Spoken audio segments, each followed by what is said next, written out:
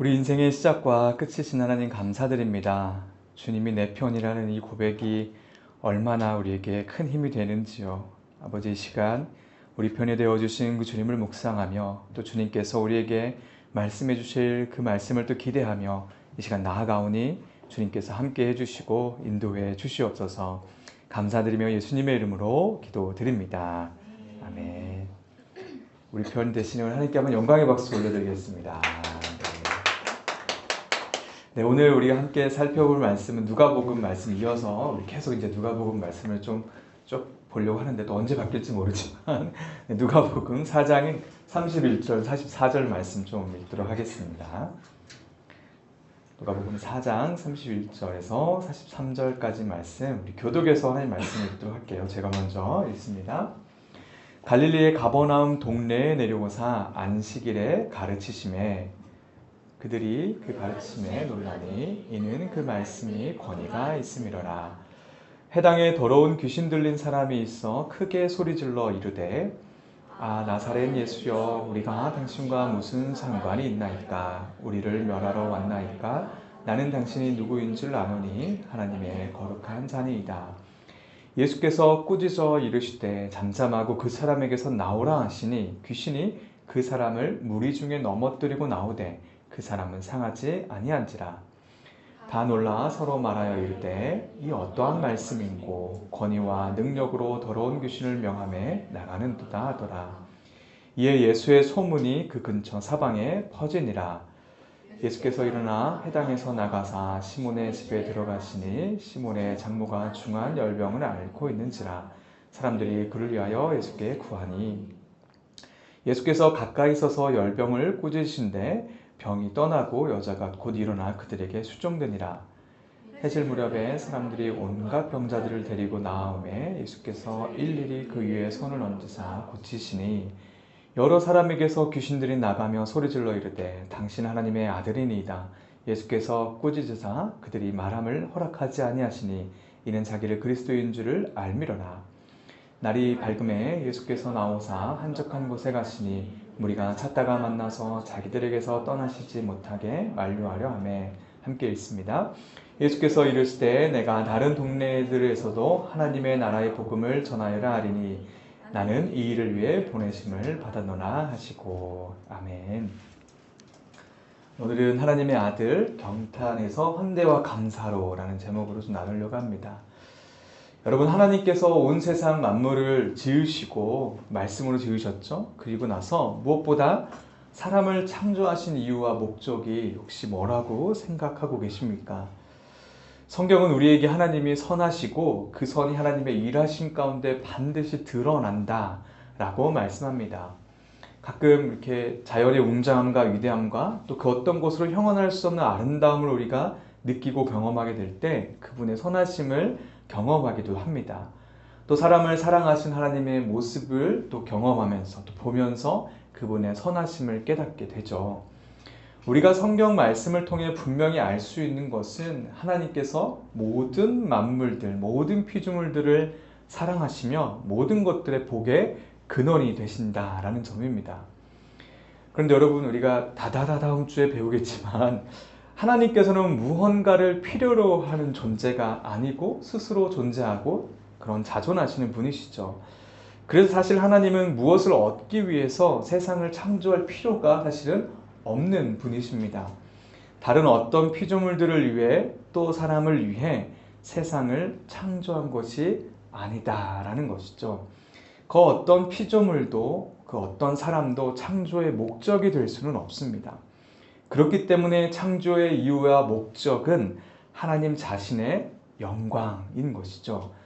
모든 피조물들이 본래의 목적대로 살아가고 존재하는 것이 사실은 하나님께 영광을 돌리고 또 그 모습 자체가 하나님께 영광이 되는 하나님의 영광의 모습입니다.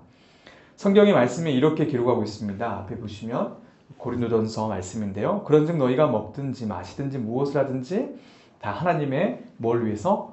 영광을 위하여 하라. 시편 73편 말씀을 보면 우리가 찬양으로도 많이 불렀던 고백이죠.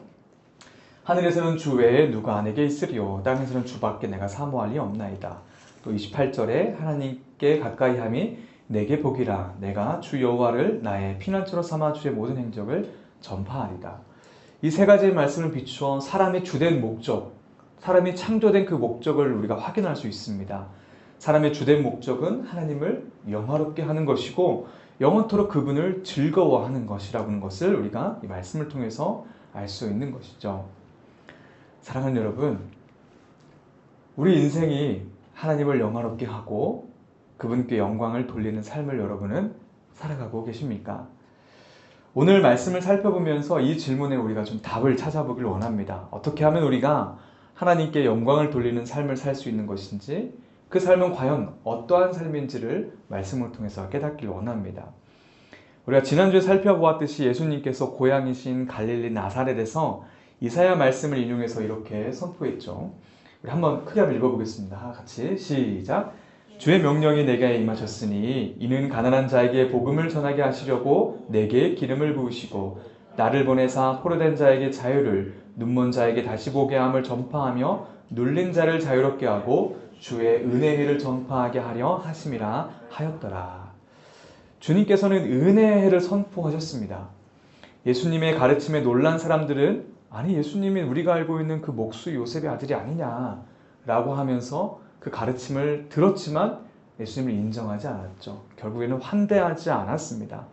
결국 예수님은 고향에서 환영받지 못하고 갈릴리의 다른 동네인 가버나움으로 가셨습니다. 여러분, 가버나움은 갈릴리 호수 북쪽에 있는 동네인데요. 갈릴리 북쪽은 사실 이스라엘의 가장 위쪽에 있기 때문에 외적의 침입으로부터 가장 가까운 곳에 있었습니다. 오늘 우리 담임 목사님 설교 가운데 이 말씀이 나와서 제가 놀라긴 했는데, 아수르 제국이나 바벨론 제국이나 로마 같은 나라들이 팔레스타인 지역을 침범하기 위해서는 가장 북쪽인 그 납달리와 스볼론 지역을 통과를 해야 되는 것입니다. 그래서 가장 먼저 침탈을 당하는 곳이라는 것이죠. 이스라엘을 점령하기 위한 딱 그 길목에 위치하고 있기 때문입니다. 이러한 지리적 이유 때문에 이방 민족의 문화가 가장 빨리 들어오는 그러한 장소이기도 했습니다. 그리고 가장 깊게 들어올 수 있는 곳이기도 했죠. 여러분, 이것을 다시 한번 역으로 생각을 해보면 이방 민족과 외부 사람들과 교류를 하면서 하나님 나라의 복음을 가장 잘 전할 수 있는 그런 장소이기도 하다는 어떤 그런 생각을 해볼 수 있는 것이죠. 이사야 9장 1절 2절의 말씀을 보면 이렇게 기록되어 있어요. 전에 고통받던 자들에게는 흑암이 없으리로다. 옛적에는 여호와께서 스불론 땅과 납달리 땅에 멸시를 당하게 하셨더니 후에는 해변길과 요단 저쪽 이방의 갈릴리를 영화롭게 하셨느니라. 흑암에 행하던 백성이 큰 빛을 보고 사망의 그른질 땅에 거주하던 자에게 빛이 비치도다. 여기서 말하고 있는 스불론 땅과 납달리 땅이 갈릴리 북부에 해당하고 가버나움이 그 중심에 있습니다. 이사야는 아수르 제국에 의해서 이곳이 침탈을 당하고 그리고 나서 이후에 다시 영화롭게 할 것을 예언을 한 거죠. 예수님께서 고향에서 환대받지 못하고 가버나움으로 물러가신 것 중 그 이유 중에 하나는 바로 이 이사야 말씀에 응하게 하기 위해서, 이 말씀의 성취를 위해서 그쪽으로 이동하신 것이죠. 무엇보다 이방인들에게 복음을 전하기 위한 최고의 전략적 요충지가 이 가버나움이었던 겁니다. 예수님께서 단순히 한적하고 외딴 곳으로 사람들을 피해 가신 것이 아니다라는 것이죠. 도리어 말씀을 따라 이동하셨고 그것은 온 세상을 향한 하나님 나라의 확장과 관련되어 있었던 것입니다. 이렇게 가버나움에 도착한 예수님이 회당에서 말씀을 가르칩니다. 사람들은 탁월한 성경 해석을 듣고 놀라운 기적과 이적을 행하는 예수님을 보면서 정말 크게, 아주 크게 놀랐습니다. 그러던 중에 누가 나타나죠? 회당에 귀신 들린 자가 나타납니다. 이렇게 말씀을 전하고 있는데 우리 중에 누구라고 하면 안 되죠. 귀신 들린 자가 나온 거예요. 어떻게 그 사람이 회당 안에 들어왔는지 모르겠으나 그 안에 있던 귀신이 예수 그리스도를 알아봅니다. 그리고 이렇게 주님을 향해 선포하죠. 오늘 34절 말씀, 아 나사렛 예수여. 지금 이렇게 제가 부드러운 톤과 이렇게 절제된 말투로 얘기하지만 이렇게 하지 않았겠죠. 막 소리 지르면서 예수여, 우리가 당신과 무슨 상관이니까 우리를 멸하러 왔나이까. 나는 당신이 누구인지를 아노니 하나님의 거룩한 자입니다 라고 소리를, 괴성을 지르게 됩니다. 귀신은 예수님께서 누구인지 알고 있었습니다. 예수님은 그런 귀신을 꾸짖고 잠잠하라, 그에게서 나오라 라고 명령을 내리죠. 그래서 곧바로 귀신은 사람을 상하지 않고 떠나게 됩니다. 사람들은 이제 또 이를 보고 어떻게 했을까요? 크게 놀랍니다. 이제 이어서 예수님은 회당에서 나옵니다. 예배가 다 끝난 거죠.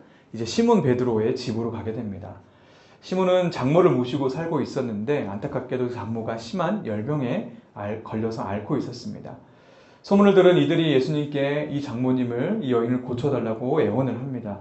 그러자 예수님은 이 열병을 꾸짖으십니다. 뭔가 고치시는 게 아니라 꾸짖으십니다.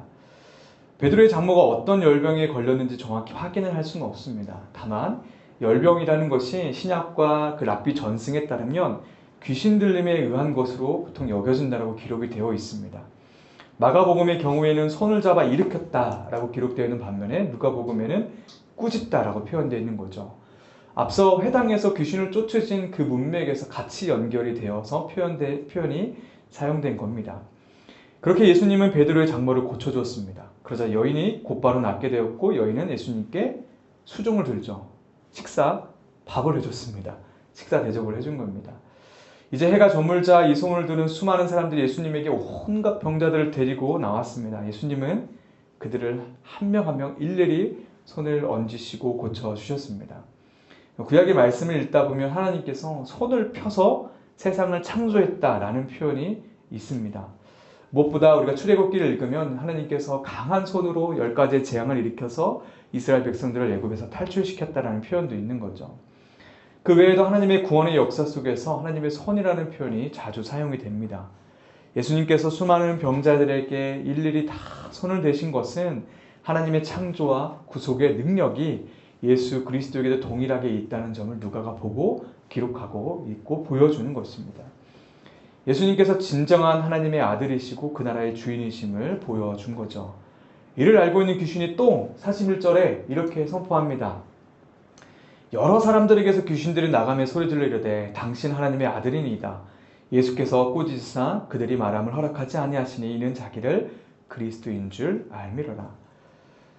주님께서 이 땅에 오셔서 선포하신 주의 은혜의 해가 정말로 세상 안에 나타나고 있는 것입니다.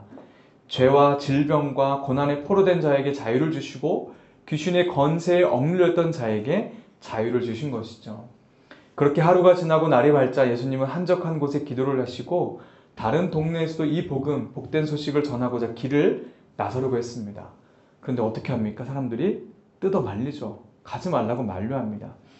사람들은 예수님이 어떠한 분인지 그리고 어떠한 일을 하시러 이 사역을 시작하시는지를 바라보지 못하고 그저 자기들의 유익만을 생각했던 것이죠. 그러나 주님은 복음의 진전을 이루고 가시며 갈릴리 여러 회당에서 하나님의 나라를 선포하셨습니다. 이렇게 오늘 본문이 마무리가 됩니다. 끝이면 좋겠죠? 여러분 제가 앞에서 오늘 본문에서 무엇을 생각해 보자고 말씀드렸죠? 우리 인생이 하나님의 이름을 영화롭게 하고 그분께 영광을 돌리고 있는 삶을 살아가고 있는지 또 어떻게 하면 하나님께 영광을 돌리는 삶을 살 수 있는 것인지 생각해 한번 보자고 말씀드렸습니다. 오늘 본문에서 우리가 전체적으로 살펴봤듯이 눈여겨봐야 할 점은 주의 은혜를 듣고 보았고 경험했던 이들의 반응에 우리가 조금 초점을 맞춰야 됩니다. 본문을 정말 자세히 들여다보고 제가 주일날 이 본문 말씀을 다 묵상하고 이제 막 삭히고 있었거든요. 근데 잘 모르겠는 거죠. 근데 또 보게 되면서 어떤 구조가 눈에 확 들어왔습니다. 그러면서 우리 본문에서 가장 마음에 담아야 할 본문이 눈에 들어오게 된 겁니다. 자, 먼저는 회당에서 예수님의 가르침을 들은 사람들의 반응입니다. 어떻게 반응합니까? 와, 어떻게 저런 말씀, 그런 권위 있는 말씀을 할 수 있지를 고백하면서 예수님의 말씀에 그 가르침에 경탄을 합니다. 몹시 놀라고 감탄한 것이죠. 그리고 나서 회당 안에서 귀신이 예수님의 존재로 이래 반응을 합니다. 귀신은 예수 그리스도가 하나님의 아들이고 약속하신 메시아임을 알고 있었습니다. 그러나 귀신은 예수님께 받아들여지지 않고 쫓김을 당하죠. 이 모습을 본 회중들이 어떻게 또 반응하죠? 오늘 설교 주제 맨 앞부분 형용사 경탄합니다. 도대체 저분이 누구이길래 더러운 귀신도 복종하느냐 하면서 경탄하죠. 이후에 시몬의 장모의 열병을 고치고 나서 수많은 이들을 고치고 또 귀신들을 다 쫓아내십니다. 그리고 가버나움을 떠나려고 하시자 사람들은 기적과 이적을 놓치고 싶지 않아서 예수님을 만류합니다. 본문에 만류한다라고 표현되어 있지만 뜯어 말린 겁니다. 붙잡습니다. 주의 은혜를 선포하시는 주님을 향해 귀신은 반응했습니다. 자신들이 포로 삼고 억누르고 있던 자들이 풀려나면 결국 자기들이 쫓겨나게 될 것을 알고 있었습니다. 귀신도 예수님이 하나님의 아들임을 믿고 있었던 것이죠. 그러나 귀신들은 예수님의 품 안에 들어오지 못하고 이들은 타락한 자들로 쫓겨나게 되었습니다. 이들은 알고 있었으나 하나님의 이름을 영화롭게 하거나 영광을 돌리지 못했습니다. 이들은 분명히 고백했습니다. 하나님의 아들이라고. 하나님을 그렇게 고백했지만 사실은 찬양한 것이 아니라 그냥 사실 진리만을 선포했고 요즘 말로 말하면 영혼 없는 말과 같은 그런 외침을 귀신들은 한 거죠. 자, 이제 병고침과 축기를 바라본 회장들을 다시 한번 생각해 보길 원합니다. 이들이 경탄했다라고 말씀드렸죠. 여태까지 맛보지 못한 놀라운 일을 경험하게 된 겁니다. 그러나 이들도 귀신과 마찬가지로 하나님을 영화롭게 하거나 그분께 영광을 돌리진 않았습니다. 오히려 하나님 나라의 복음을 전하고자 여러 회당을 돌아다니고자 떠나는 그 예수님을 붙잡고 자신들의 영광만을 생각한 거죠. 귀신도 회중도 주의 은혜를 선포한 주님을 보았고 들었고 경험했지만 이들은 창조의 본래의 목적을 구현하는 그 일에 참여하지 못했습니다. 귀신도 자신의 영광을 위해 소리쳤고 회중도 자신들의 영광만을 추구했습니다. 자, 여기서 이제 중요한 겁니다. 귀신과 회중 반응 사이에 어떤 사건이 끼어들어 있죠? 장모님. 누구 장모? 시몬, 베드로의 장모의 사건이 딱 껴들어 있습니다. 38절과 39절의 말씀이죠. 병을 고치고 귀신을 내쫓은 또 하나의 다른 하나의 사건일 뿐이라고 생각을 할 수 있겠지만 사실 딱 생각해 보면 귀신과 회중 그 사이에 이 말씀이 딱 끼어져 있는 것을 보면서 엄청난 진리의 조각이 숨겨져 있겠다 의심할 수밖에 없는 거죠. 그리고 실제로 숨겨져 있습니다. 하나님께서 누가를 통해 우리에게 주시고자 하는 싶은 그런 메시지가 담겨져 있는 것이죠. 귀신과 회중은 감탄했습니다. 근데 고침을 받은 시몬 베드로의 장모는 어떻게 하고 있습니까? 침묵합니다. 39절 말씀입니다. 앞에 한번 볼게요. 한번 읽어보겠습니다. 시작! 예수께서 가까이 서서 열병을 꾸짖으신데 병이 떠나고 여자가 곧 일어나 그들에게 수종드니라. 똑같은 사건을 마태는 이렇게 얘기합니다. 그의 손을 만지니 열병이 떠나가고 여인이 일어나서 예수께 수종들더라. 마가는 나아가서 그 손을 잡아 일으키시니 열병이 떠나고 그 여자가 그들에게 수종드니라. 여인의 그 어떤 경탄도 기록되어 있지 않습니다. 그저 그녀는 일어났고 예수님께 수종들었습니다. 여인도 분명 자신의 변화에 크게 놀랐겠지만 복음서에는 이들 의도한 것처럼 마태, 마가, 누가가 그 놀람을 기록하고 있지 않습니다. 그저 여인은 자신에게 온 예수님을 환대했고 주님께 감사의 반응으로 뭘 했다고요? 식사 대접을 했습니다. 그런데 여기서 그 환대와 감사의 반응이 단순하지 않음을 다른 성경 구절을 통해서 확인할 수 있습니다. 마가복음 1장 13절 말씀인데요. 광야에서 40일을 계시면서 예수님께서 사탄에게 시험을 받으심에 들짐승과 함께 계시니 천사들이 수종들더라. 여기서 수종들더라는 표현이 오늘 시몬 장모가 수종든다와 같은 단어와 같은 표현입니다. 중요하지 않고 하찮은 여인에게 어떤 음식을 준비했던 것이 아닌 것이죠. 천사들이 하나님의 아들을 수종드는 것과 같이 그 여인은 예수 그리스도가 하나님의 아들임을 믿고 환대하며 감사를 표현한 것입니다. 또 마가복음 10장 45절의 말씀을 보면 예수님이 자신의 오심을 이렇게 말합니다. 인자가 온 것은 섬김을 받으려 함이 아니라 도리어 섬기려고 자기 목숨을 많은 사람의 대속물로 주려 함이니라. 이 본문의 섬김이 우리가 오늘 살펴본 수종들다와 같은 표현입니다.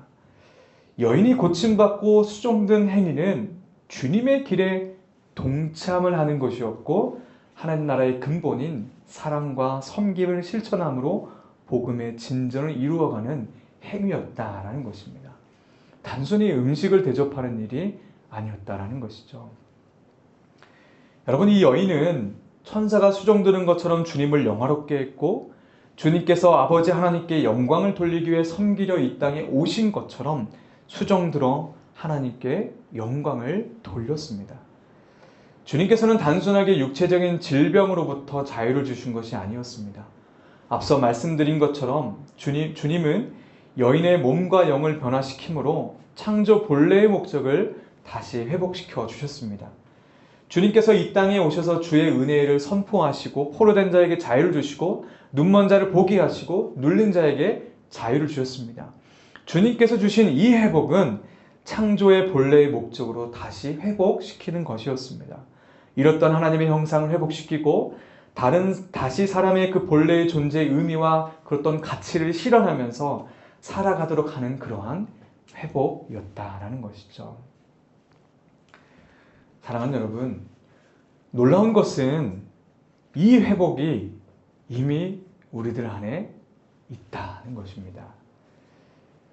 우리가 지금 이 자리에서도 여러분 놀라지 마십시오. 주님께 지금 여러분들은 수종을 들고 있는 겁니다. 도대체 뭔 말이야? 주님을 섬기고 있다라는 거죠. 여러분, 예배, 월십, 다른 말로 하면 서비스라고 합니다. 예배가 곧 봉사이며 섬김이기 때문에 하나님을 섬기는 것이 바로 예배인 것이죠. 여인이 식사를 대접함으로 주님을 수종 들었다면 우리는 지금 예배로 주님을 섬기고 있는 것입니다. 그래서 우리가 예배를 받는다가 아니라 예배를 드립니다 라고 표현하는 겁니다. 이 표현이 그냥 단순한 표현이 아니었던 거죠. 더 나아가 우리는 예배를 넘어서 주님의 이름에 동참하기도 합니다. 교회에서 있는 많은 사역들, 사소한 것부터 큰 사역들을 함께 섬기게 되죠. 하나님 나라의 확장과 복음의 진전을 위해 수종을 드는 것입니다. 공동체 예배, 공동체 모임에 참여하는 것, 또 이웃사랑을 실천하고 선교에 우리가 국내 선교를 갔던 것처럼 그런 일들을 참여하는 이러한 모습으로 주님의 일에 동참을 하고 주님께 수종을 드는 것이죠. 그렇게 하나님의 이름을 영화롭게 하고 그분께 영광을 돌리는 모습으로 지금 여러분이 살고 있다 아니다? 살고 있다라는 겁니다. 주의 은혜에는 세상의 성공을 당연히 말하지 않습니다.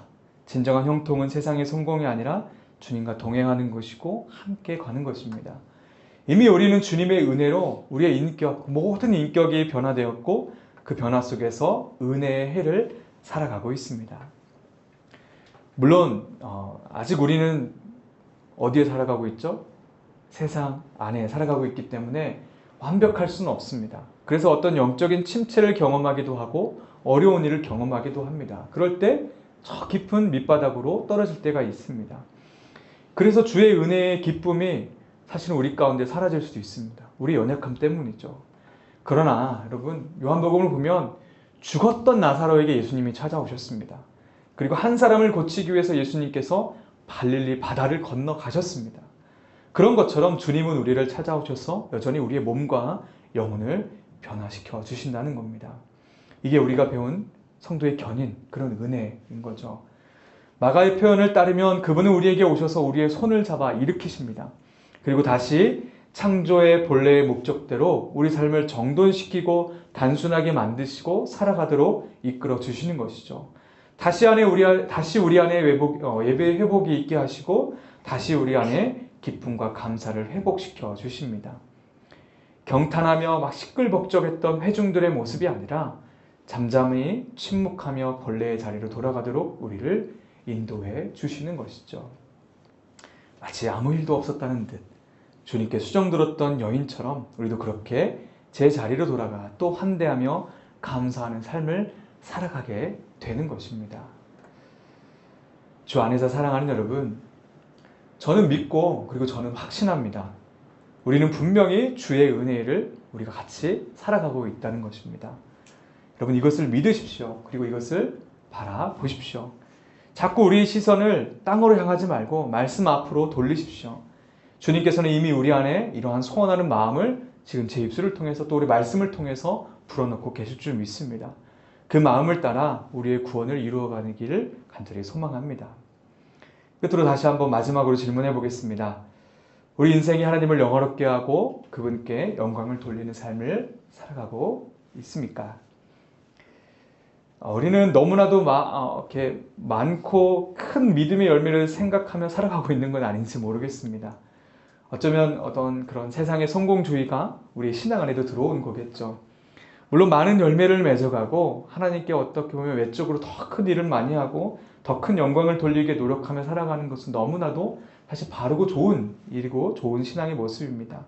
그러나 이것이 세상에서 말하는 어떤 성공주의와 결합하게 됐을 때 그 본질을 잃어버리게 되는 것이죠.